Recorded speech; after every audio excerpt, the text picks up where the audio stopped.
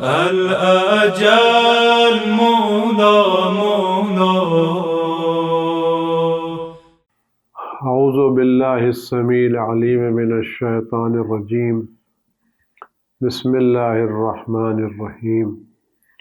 الحمد للہ رب العالمین والصلاة والسلام علی سید الانبیاء والمرسلین حبیب الہ العالمین سیدنا و نبینا بالقاسم محمد صلی اللہ علیہ وآلہ وعلی آلہ الطیبین الطاہرین المعصومین المظلومین سیما علی بقیت اللہ فی العالمین واللعنۃ الدائمۃ الباقیۃ علی اعدائہم اجمعین. اعوذ باللہ السمیع العلیم من الشیطان الرجیم. بسم اللہ الرحمن الرحیم. اللہم کن ولیک الحجۃ ابن الحسن صلواتک علیہ وعلی آبائہ فی هذه الساعة وفی کل ساعة ولیا وحافظا وقائدا وناصرا ودلیلا وعینا حتی تسکنہ ارضک طوعا وتمتعہ فیہا طویلا. رب صل علی محمد وآل محمد وعجل فرجہم ولن اعداءہم اجمعین بحق محمد وآل الطاہرین. عزیزان گرامی، السلام علیکم ورحمۃ اللہ وبرکاتہ. ماہ مبارک رمضان کے تعلق سے گفتگو تھی، قرآن کریم کے تعلق سے، کیونکہ ماہ مبارک رمضان قرآن کی بہار کا مہینہ ہے اور اس مقدس مہینے میں خدا بند عالم نے قرآن نازل فرمایا ہے، اور اس مقدس مہینے قرآن کریم کی تلاوت کا شرف ثواب بقیہ مہینوں کے مقابلے پر بہت زیادہ ہے. اس سلسلے میں ائمہ معصومین صلوات اللہ السلام علیہم اجمعین کی کچھ روایتیں آپ حضرات کی خدمت میں پیش کی گئی. آج ایک اہم موضوع اور ایک اہم سوال کو لے کے آپ خدمت میں حاضر ہیں. خدا بند عالم کی بارگاہ میں دست بردر خدا توفیق دے کہ اس سوال کو صحیح طور سے پیش کرنے کی سعادت نصیب ہو، اور اس کا جواب آپ حضرات تک صحیح معنوں میں ہم پیش کرنے کے لیے خدا کی بارگاہ میں سرخرو ہو سکیں اور خدا صحیح بات زبان پر جاری کر سکیں. عزیزان گرامی، آج کی دنیا میں یہ سوال ہے، آیا یہ قرآن کریم جو ہمارے درمیان دو دفتیوں کے درمیان موجود ہے، جو سورہ الحمد سے شروع ہوتا ہے اور سورہ والناس پر تمام ہوتا ہے، جس کا پہلا سورہ سورہ فاتحہ، سورہ الحمد اور آخری سورہ سورہ الناس ہے، اور 114 صورتوں پر مشتمل یہ قرآن کریم جو ہمارے درمیان موجود ہے. آیا یہ قرآن کریم جس وقت ہمارے درمیان موجود ہے، یہ وہی قرآن کریم ہے جو خدا بند عالم نے آخری نبی حضرت محمد مصطفیٰ صلی اللہ علیہ وسلم پر نازل کیا تھا، یا وہ قرآن جو رسول خدا صلی اللہ علیہ وسلم پر خدا بند عالم نے نازل کیا تھا وہ قرآن کچھ اور تھا، اور ہمارے پاس جو قرآن ہے یہ وہ قرآن وہ نہیں ہے؟ آیا وہ قرآن جو رسول خدا صلی اللہ علیہ وسلم پر نازل کیا گیا تھا اور اس موجودہ قرآن میں کچھ تبدیلی ہے، کچھ فرق ہے، اور اس قرآن میں کچھ چیزوں کو کم کر دیا گیا یا بڑھا دیا گیا یا گھٹا دیا گیا، جس کو آج کے سلم کیا قرآن کریم میں تحریف ہوئی ہے، یعنی قرآن کریم میں کچھ رد و بدل ہوا ہے یا نہیں ہوا ہے؟ اور ایک سوال یہ ہے، یہ قرآن کس نے جمع کیا؟ یہ بات ذہن عالی میں رہے کہ اس پر جتنی بھی آسمانی کتابیں ہمارے درمیان موجود ہیں، جن کو آسمانی کتابیں کہا جاتا ہے، ان میں سے کوئی بھی کتاب اپنی اصلی شکل و صورت پر نہیں ہے. یہ ساری وہ کتابیں ہیں جس میں تبدیلیاں لائی گئی ہیں، کچھ چیزوں کو بڑھایا گیا ہے، کچھ چیزوں کو گھٹایا گیا ہے. تو کیا قرآن بھی اسی طرح کی ایک آسمانی کتاب ہے؟ یعنی وہ انجیل جو جناب عیسیٰ علیہ السلام پر نازل ہوئی تھی اس انجیل میں اور اس وقت کی انجیل میں فرق ہے. وہ توریت جو جناب موسیٰ علیہ السلام پر نازل ہوئی تھی اور موجودہ توریت میں فرق ہے. کیا اسی طرح سے وہ قرآن جو حضرت رسول خدا محمد مصطفیٰ صلی اللہ علیہ وسلم پر نازل کیا گیا تھا اس قرآن میں اور موجودہ قرآن میں کوئی فرق ہے؟ اور اس سلسلے میں شیعوں کا نظریہ کیا ہے؟ یہ سوال ہے جو اٹھ رہا ہے. لیکن یہ بات ہم آپ خدمت میں گزارش کریں، یہ سوال نیا سوال نہیں ہے. یہ سوال بہت پرانا سوال ہے اور بہت دنوں سے لوگوں کی کوشش یہ ہے کہ مسلمانوں کے عقیدے کو قرآن کریم کے تعلق سے کمزور کریں اور قرآن کریم سے ان کی جو وابستگی ہے وہ وابستگی کسی حد تک کم ہو جائے اور یہ قرآن بھی لوگوں کے درمیان ویسی ہو جائے جیسے بقیہ دوسری آسمانی کتابیں ہیں. آیا واقعاً قرآن کریم میں تحریف ہوئی ہے تحریف نہیں ہوئی؟ میں بات دس کروں، یہ کوشش بہت دنوں سے دشمن اسلام کی بہت کوشش ہے.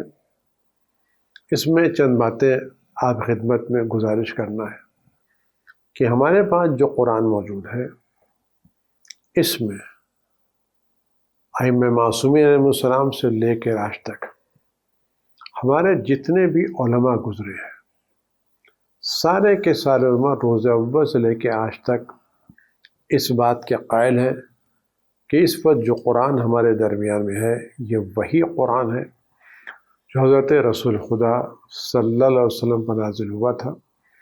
اس میں نہ کسی آیت کی کمی کی گئی ہے اور نہ کسی آیت کا اضافہ کیا گیا ہے. یہ قرآن بعینی اسی شکل و صورت میں موجود ہے جو رسول خدا صلی اللہ علیہ وسلم پر نازل کیا گیا تھا. اس سلسلے میں چند باتیں آپ خدمت میں گزارش کی جا رہی ہیں، ان کو آپ غور سے سماعت فرمائیں. یہ آج کا اہم موضوع بھی ہے، اہم مسئلہ بھی ہے اور دنیا والوں کی طرف مسائل ہو رہے ہیں اور یہ کوئی نئی کوشش نہیں ہے. اس سے پہلے بھی یہودیوں نے عیسائیوں نے اس طرح کی کوششیں کی ہیں اور مجھے صحیح طور سے یاد نہیں آ رہا لیکن ایک چیز جو اگر آپ تلاش کریں گے آپ کو مل جائے گی دنیا کتابوں میں کہ کسی نے یورپ کی کسی پارلیمنٹ میں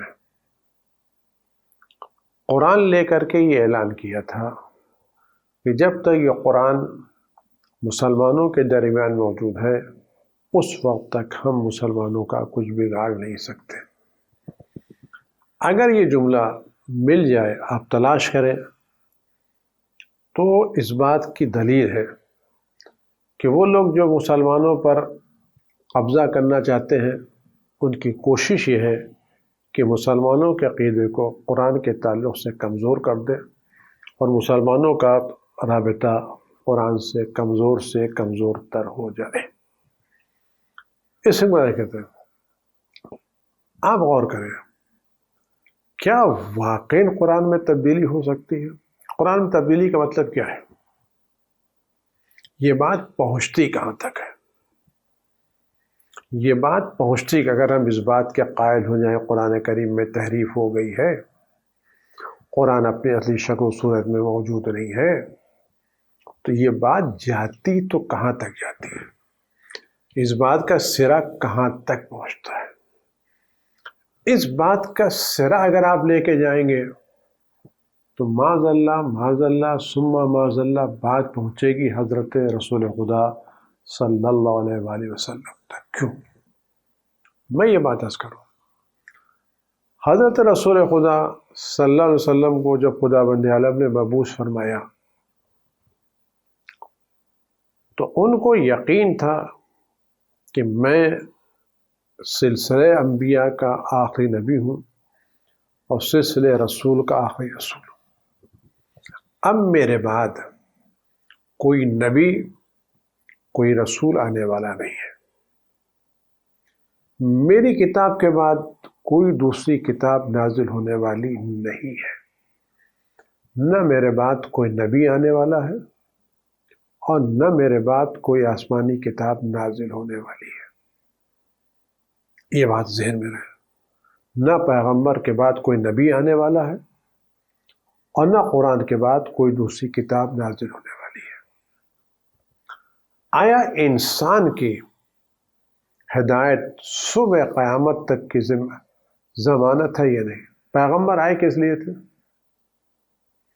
خدا نے پیغمبر اکرم صلی اللہ علیہ وسلم کو خالی ایک زمانے کے لیے بھیجا تھا، ایک قوم کے لیے بھیجا تھا، ایک خطے کے لیے بھیجا تھا، یا پیغمبر اکرم صلی اللہ علیہ وسلم کو خدا بند عالم نے ساری کائنات کے لیے بھیجا تھا؟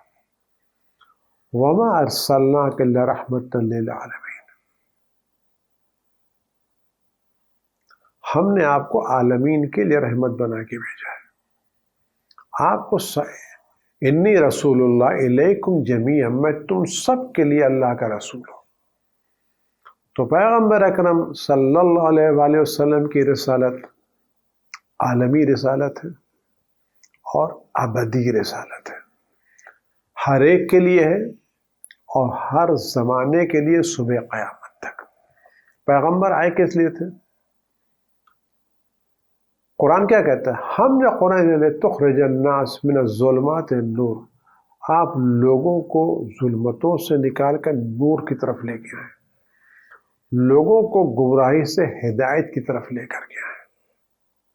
ہم نے آپ کو شاہد انا ارسلناک شاہدا وبشرا ونذیرا وداعیا الی اللہ، ہم نے آپ کو اللہ کی طرف دعوت دینے والا بنا کے بھیجا ہے. والذی ارسل رسول بالہدی ودین الحق لیظہرہ الدین کلہ، وہ اللہ نے اپنے رسول کو بھیجا ہدایت کے ساتھ اور دین حق کے ساتھ. تو یہ ہدایت پیغمبر کا سلسلہ کیا صرف کچھ زمانے کے لیے مخصوص ہے؟ یہ سلسلہ ہدایت صبح قیامت تک ہے. یقیناً یہ سلسلہ ہدایت صبح قیامت تک کے لیے ہے. تو اگر صبح قیامت تک کے یہ سلسلہ ہدایت ہے تو وہ کتاب جو ہدایت کی ضمانت لے کے آئی اور جس کی پیروی ہدایت کا سبب ہے، جو لوگوں کو یہدی للتی ہی اقوم، یہ قرآن وہ ہے جو لوگوں کو ہدایت کرتا ہے. یہ قرآن سیدھے راستے یہدی للتی ہی اقوم، قرآن بالکل سیدھے راستے کی ہدایت کرتا ہے. تو جب پیغمبر اکرم ہادی بن کے آئے، قرآن سیدھے راستے کی ہدایت کرتا ہے اور یہ ہدایت کا سلسلہ صبح قیامت تک جاری رہنے والا ہے، تو اس کتاب کو صبح قیامت تک محفوظ رہنا چاہیے یا نہیں محفوظ رہنا چاہیے؟ اگر کوئی حکیم، کوئی ڈاکٹر، کوئی طبیب کسی مرض کا نسخہ لکھے اور یہ نسخہ ہر زمانے میں کارآمد ہو، مفید ہو، تو یہ نسخہ کب مفید ہوگا؟ جب یہ نسخہ اپنی اصلی شکل و صورت میں باقی رہے. یعنی جن دواؤں سے گزشتہ زمانے میں مریضوں کو شفا ملی تھی، جن امراض سے، جن بیماریوں سے، جن تکلیفوں سے گزشتہ مریضوں کو شفا ملی تھی، آج بھی اسی بیماری میں لوگ مبتلا ہیں، تو ان کو وہی نسخہ استعمال کرنا چاہیے جس سے گزشتہ لوگوں کو شفا مل چکی ہے. لیکن اگر یہ نسخہ بیماریوں کی دوا کا دعویٰ تو کرے اور کہ اس طرح کی بیماریوں کے لیے یہ نسخہ لاجواب ہے، بہترین ہے، اور لوگ اس نسخے پر بھروسہ کریں، لیکن اگر زمانے کے حالات بدلنے کے ساتھ ساتھ کچھ لوگوں کی عیاری و مکاری کی بنا پر اس نسخے میں تبدیلی کر دی جائے، کچھ دوائیں بدل دی جائیں، کچھ دوائیں گھٹا دی جائیں، کچھ دوائیں بڑھا دی جائیں، تو کیا نسخے میں وہی تاثیر رہے گی یا تاثیر ختم ہو جائے گی؟ ختم ہو جائے گی۔ اگر یہ تاثیر ختم ہو تو جس نے یہ دعویٰ کیا کہ میرا نسخہ ان مریضوں کے لیے، ان بیماروں کے لیے بہترین علاج ہے، اس دعوے کی حقیقت کیا ہوگی؟ آیا لوگ پھر اعتماد کریں گے؟ نہیں کریں گے۔ تو وہ قرآن کریم جو صبح قیامت تک لوگوں کی ہدایت کی ذمہ داری لے کے آیا، اگر اس قرآن میں تحریف ہو جائے تو قرآن کے نازل ہونے کا مقصد فوت ہوگا۔ اور بات مقصد کے فوت ہونے کی نہیں ہے، بات وہاں تک پہنچے گی کہ جب اس قرآن کے لانے والے کو معلوم تھا کہ گزشتہ کتابوں میں تحریف ہو چکی ہے، اور تحریف اپنے ہی لوگوں نے کی ہے، دنیا کی غرض سے تحریف کی ہے، دنیا کی بنا پر تحریف کی ہے، اور دشمن لگے ہوئے ہیں، دشمن لگے ہوئے ہیں، گھات میں بیٹھے ہوئے ہیں، کس طرح سے اس کو بدل دیں۔ تو ان حالات میں کیا لانے والے کی یہ ذمہ داری نہیں ہے کہ وہ اس قرآن کو حفاظت کا ایسا انتظام کر کے جائے کہ جس میں صبح قیامت تک تحریف نہ ہو؟ آپ غور کر جو عرض کر رہا ہوں، جب رسول خدا صلی اللہ علیہ وسلم کو معلوم تھا، میں بات پھر تکرار کر رہا ہوں، میں آخری نبی ہوں، میرے بعد کوئی نبی اور رسول آنے والا نہیں ہے، میری کتاب یہ قرآن آخری کتاب ہے، اس کے کوئی کتاب نازل ہونے والی نہیں ہے، اور یہ ہدایت کا سلسلہ صبح قیامت تک چلنے والا ہے۔ تو ہدایت صحیح معنوں میں اسی وقت میں اثر ہوگی جب یہ کتاب ہدایت اپنی اصلی شکل و صورت میں حاضر ہو۔ الف لام میم ذالک الکتاب لا ریب فیہ ھدی للمتقین، ہدایت ہے۔ تو کب ہدایت ہوگی؟ جب یہ الہی نسخہ اپنی اصلی شکل و صورت میں موجود ہو۔ تو جب پیغمبر اکرم صلی اللہ علیہ وسلم کو معلوم تھا، دشمنوں کی دشمنی معلوم تھی، حاسدوں کا حسد معلوم تھا، منافقوں کا نفاق معلوم تھا، سب لوگوں سے پیغمبر واقف تھے، تو کیا پیغمبر اکرم نے اس قرآن کی حفاظت کا انتظام نہیں کیا ہوگا؟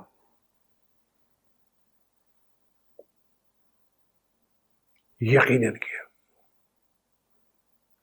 وہ کیسے کیا؟ وہ اس طرح سے کیا کہ اس بات کی اہمیت کو مد نظر میں نے عرض کی، یہ بات ناممکن ہے کہ پیغمبر اکرم صلی اللہ علیہ وسلم دنیا سے چلے جائیں اور قرآن کو جمع نہ کریں، ممکن ہی نہیں ہے۔ وہ قرآن جو ان کی نبوت کا زندہ معجزہ ہے، وہ قرآن جو صبح قیامت تک لوگوں کی ہدایت کا ذریعہ ہے، اور اس کے بعد کوئی دوسری کتاب آنے والی نہیں ہے، تو کیا ممکن ہے پیغمبر اکرم نے اس قرآن کے جمع کرنے میں، اکٹھا کرنے میں کوئی کوتاہی کی ہو؟ معاذ اللہ معاذ اللہ معاذ اللہ، ناممکن۔ لہذا وہ تمام حضرات جو اس بات کے قائل ہیں کہ پیغمبر اکرم صلی اللہ علیہ وسلم کے زمانے میں قرآن جمع نہیں ہوا، وہ پیغمبر کی رسالت پر حملہ کر رہے ہیں، پیغمبر کی ذمہ داریوں پر حملہ کر رہے ہیں۔ یعنی وہ پیغمبر جو اللہ کی اتنی عظیم کتاب کی حفاظت کا انتظام نہ کر سکے، اس نے بقیہ کی حفاظت کا انتظام کیا ہوگا؟ اگر ہم قرآن کے تعلق سے کوتاہی کی بات کہاں تک پہنچتی ہے؟ عصمت پیغمبر تک پہنچتی ہے۔ تو وہ قرآن جو ہمارے پاس موجود ہے، یہ کسی اور کا جمع کیا ہوا نہیں ہے، یہ قرآن اللہ کے رسول کا جمع کیا ہوا ہے۔ اور عرب اس کے شوقین تھے، عربوں کے پاس حافظہ تھا، بڑے بڑے قصیدے یاد کر لیتے تھے، تو اس بنا کے اوپر کہ قرآن عظیم کتاب ہے، ادبی پارہ ہے، شاہکار ہے اور دشمن کی ضد پر ہے، لہذا ممکن ہی نہیں ان خطرات کو دیکھ کے پیغمبر نے قرآن کے جمع کرنے میں ذرہ برابر کوتاہی کی۔ قرآن پیغمبر اکرم صلی اللہ علیہ وسلم اپنی زمانے میں زندگی میں جمع کر کے گئے۔ اسی لیے جو قرآن پیغمبر کے زمانے میں ایسے سینوں میں موجود نہیں تھا، الگ الگ چیزوں پہ لکھا ہوا نہیں تھا، کوئی پراگندہ چیز نہیں تھی، قرآن کریم باقاعدہ مدون شکل میں موجود تھا پیغمبر کے زمانے میں۔ اس لیے کتنے ایسے لوگ تھے جو پیغمبر کے زمانے میں قرآن ختم کرتے تھے، قرآن پڑھتے تھے، اور اتنا قرآن پڑھتے تھے، مسجد نبوی میں قرآن پڑھنے والوں کی اتنی کثرت ہو جاتی تھی اور اتنی زور سے قرآن پیغمبر نے فرمایا ذرا دھیرے دھیرے پڑھو، تمہاری آواز دوسروں کو تکلیف نہ دے، سورے پڑھے جاتے تھے۔ تو قرآن پیغمبر کے سامنے جمع ہو۔ اور ایک دلیل دیکھیے، کوئی بھی اپنے آپ کو بڑا کرنے کے لیے بہت سی باتیں نسبت دے سکتا ہے کہ فلاں نے جمع کیا، فلاں نے جمع کیا، فلاں نے کیا، چاہے پیغمبر کی شخصیت مجروح ہو یا پیغمبر کو حرف ہے آنے دو، ہمارا آدمی بڑا ہو جائے، یہ ہمارا نظر ہے۔ پیغمبر سب سے عظیم ہے، کسی کے پاس کوئی بھی عزت ہے تو پیغمبر کی بنا پر ہے۔ آپ غور کریں، اس دنیا میں جس کے پاس بھی عزت ہے وہ پیغمبر کی بنا پر ہے۔ اہل بیت کے آل محمد پیغمبر کی بنا پر عظیم ہے۔ جس کو بھی نسبت عزت کی ہے وہ اللہ کے، للہ العزت ولرسول، عزت اللہ کے لیے اور رسول کے لیے۔ تو اگر ہم بڑا کرنا چاہتے ہیں تو پیغمبر کو گھٹا کے اپنے کو بڑا نہ کریں اور ہمارا قد کم ہو جائے گا۔ ہم کو بڑا کرنا ہے تو پیغمبر کی عظمتوں سے ان کے پایہ قدم سے متصل ہونے کی کوشش کریں، ان کے خاک قدم سے ملنے کی کوشش کریں۔ آپ غور کریں کہ قرآن پیغمبر جانے میں جمع ہو چکا تھا۔ پیغمبر اکرم صلی اللہ علیہ وسلم کی روایت ہے، اس کو حدیث ثقلین کہتے ہیں۔ فَإِنِّي تَارِكٌ فِيكُمُ الثَّقَلَيْنِ کتاب اللہ وَعِتْرَتِي اہل بیتی۔ میں تمہارے درمیان دو چیزیں چھوڑے جا رہا ہوں، ایک اللہ کی کتاب اور ایک میرے اہل بیت۔ اس روایت کو کتاب اللہ کے ساتھ سب نے نقل کیا ہے۔ لوگوں نے کہیں کہ لوگوں نے کتاب اللہ کے ساتھ سنتی لگایا، لیکن سب نے نقل کیا میں تمہارے درمیان کتاب اللہ کی کتاب چھوڑے جا رہا ہوں، اللہ کی کتاب چھوڑے جا رہا ہوں۔ کتاب کس کو کہتے ہیں عزیزان گرامی؟ اگر کوئی آدمی ریسرچ کر رہا ہے اور اس نے اپنے ریسرچ کے پیپر الگ الگ فائلوں میں رکھ دیے ہیں اور ابھی ان کو پوری طرح سے سیٹ نہیں کیا، ترتیب نہیں دیا ہے، تو کیا ان پراگندہ اور راہ کو کوئی کتاب کہے گا؟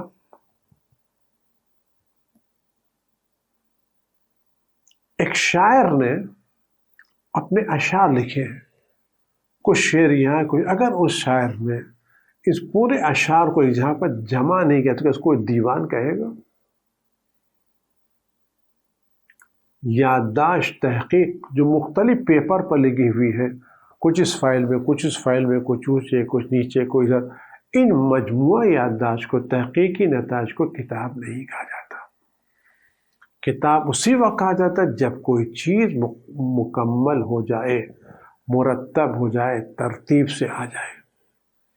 تو اگر یہ کتاب پیغمبر اکرم صلی اللہ علیہ وسلم کے زمانے میں نہیں تھی اور قرآن کتابی شکل میں پیغمبر کے زمانے میں نہیں تھا، جب پیغمبر اکرم حدیث ہوئی تو لوگوں نے پوچھا کیوں نہیں، وہ کتاب کہاں ہے جس کو آپ چھوڑے جا رہے ہیں؟ جب آئے اولی الامر نازل ہوئی، اطیعوا اللہ اطیعوا رسول امر منکم، تو لوگ پوچھا اے اللہ کہ ہم نے اللہ کو پہچانا، رسول کو پہچانا، یہ اولی الامر کون ہے؟ تو پیغمبر نے الف اور امام 12 اماموں کے نام لیے۔ تو جب اولی الامر کے مسئلے پر لوگ سوال کر سکتے، اولی الامر کون ہے؟ جب پیغمبر فرمائے میں تمہارے درمیان کتاب خدا چھوڑ کے جا رہا ہوں، تو اگر یہ قرآن کتابی شکل میں موجود نہیں تھا تو اس وقت صاحب نے پیغمبر سے کیوں نہیں پوچھا کہ وہ کتاب کہاں ہے جس کو آپ چھوڑ کے جا رہے ہیں؟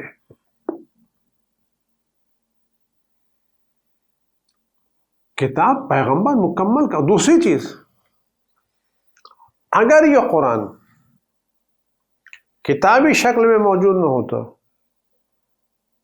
تو سورہ الحمد کو فاتحۃ الکتاب، کتاب کا مقدمہ، کتاب کیوں کہ جب کتابی ہی نہیں ہے تو مقدمہ کہاں؟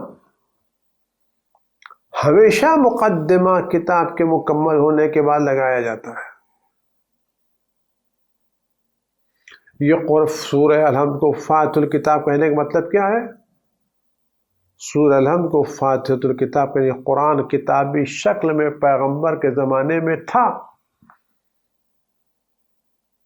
پیغمبر جمع کر کے گئے تھے اور اسی شکل میں جمع کر کے گئے تھے۔ اس میں قرآن کسی اور نے جمع نہیں کیا، یہ کریڈٹ کسی اور کو نہیں جاتا، یہ کریڈٹ صرف پیغمبر کی ذمہ داری تھی۔ اور دوسری بات میں اور عرض کروں آپ کی خدمت میں، اگر قرآن کتابی شکل میں نہیں تھا،